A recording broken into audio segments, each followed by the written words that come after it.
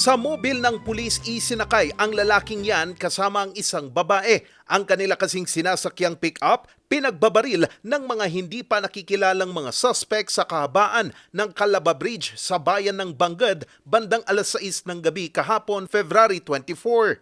Ayon sa PNP, papunta raw ang mga biktima sa Barangay Mudeng sa bayan ng Lapas nang maganap ang pamamaril. Ang mga suspect nakasakay sa puting pick-up ng pagbabarilin ang convoy ng mga biktima na lulan ng kulay asul at berdeng pick-up. May 5 pong biktima itong nangyaring pagbabaril, sir. At yung dalawa po ay deceased.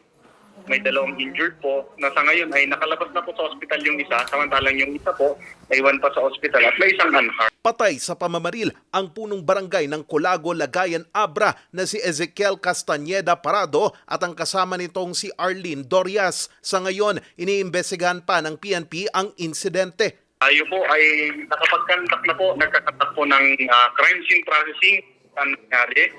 At ongoing po yung forward at backward tracking po ng pulisan para malaman po yung pagkakakitlan ng mga Nakakuha na ang mga pulis ng 15 basyo ng 5.56 na bala. Hindi pa masagot sa ngayon ng PNP kung ano ang motibo ng pamamaril. Hustisya naman ang sigaw ng mga kapamilya ng mga biktima.